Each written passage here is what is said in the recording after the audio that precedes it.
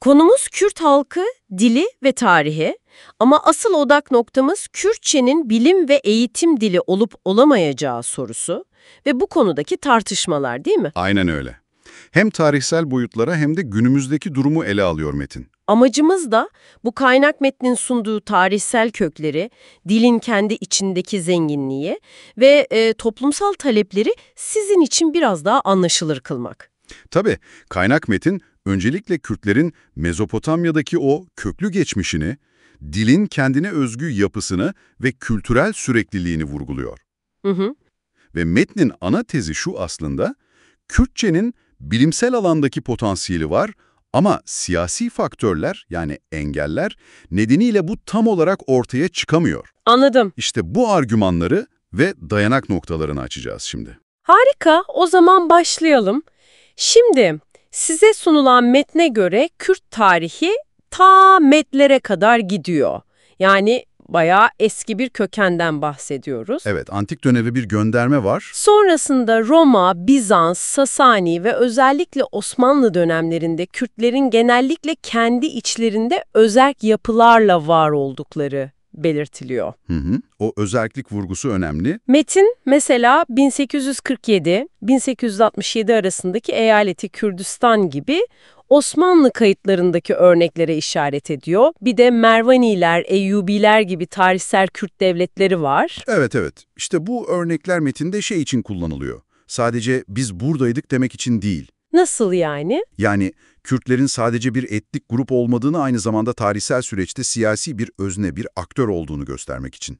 Metin bunu bir isyan değil de daha çok bir hak ve onur arayışı olarak çerçeveliyor. Anladım. Tarihsel bir süreklilik ve aktörlük iddiası var yani. Aynen öyle. Bu da sonraki dil argümanlarına zemin hazırlıyor aslında. Peki, gelelim dil konusuna. İşte burası daha da ilginçleşiyor. Kaynak metin diyor ki, Kürtçe, Hint-Avrupa dil ailesinden, Doğru.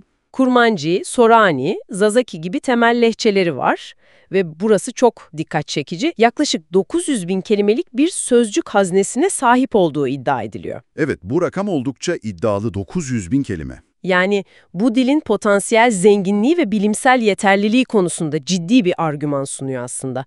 Bir de Paris, Berlin, Uppsala gibi üniversitelerde Kürt dili kürsülerinin varlığından bahsediyor. Kesinlikle.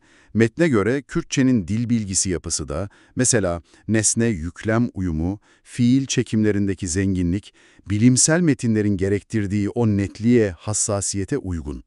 Dahası da var.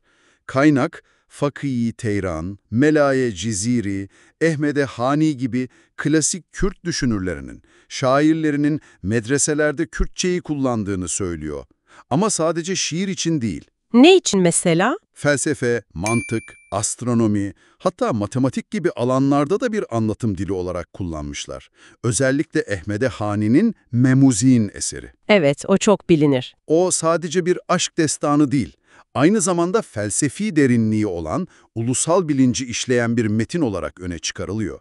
Yani diyor ki kaynak, bu dilin tarihsel olarak da entelektüel bir geçmişi var. Anladım. Peki günümüzle bağlantısı? Günümüzde de mesela Kürdistan bölgesel yönetiminde Kürtçe eğitimin ilkokuldan üniversiteye kadar yaygınlaştığı, lisansüstü çalışmaların yapıldığı belirtiliyor.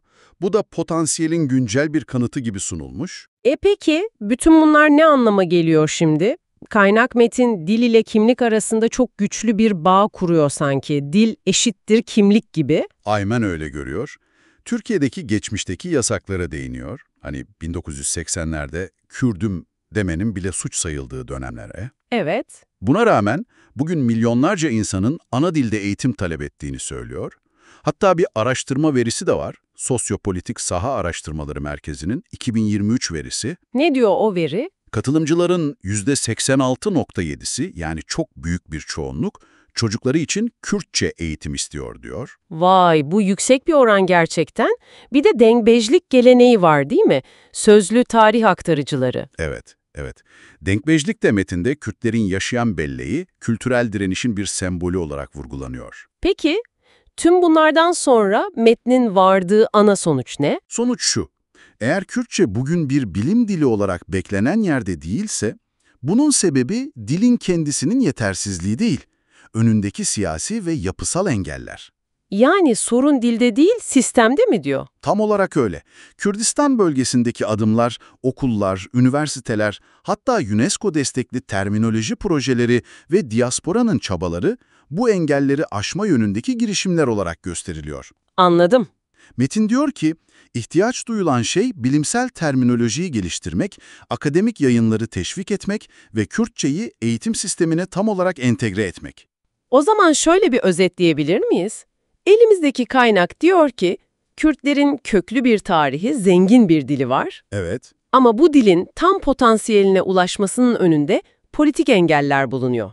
Yani bilim dili olma potansiyeli var ama esas mesele siyasi irade ve tanınma. kesinlikle. Ve bunu daha geniş bir çerçeveye oturtunca, metin aslında şunu gösteriyor. Dil hakları ve kültürel kimliğin tanınması bir halk için ne kadar merkezi, ne kadar hayati. O dil ve kimlik arasındaki kopmaz bağ. Evet, onun altını çiziyor ve bu bağın nasıl güçlü toplumsal taleplere dönüştüğünü anlatıyor. Metnin sonundaki o cümle de oldukça çarpıcı. Bir halkın dili özgür değilse o halk zincirler içindedir. Kürt halkı zincirlerini kırmaya kararlıdır. Evet, güçlü bir ifade. Bu da insanı düşündürüyor tabii. Bir dilin resmi olarak tanınması, eğitimde kullanılması, bu sadece kültürel bir kazanım mı? Yoksa bu metnin ima ettiği gibi çok daha derin. Yani özgürlükle, kendi kaderini tayinle ilgili temel bir mesele mi acaba? Bu soruyla bitirelim isterseniz.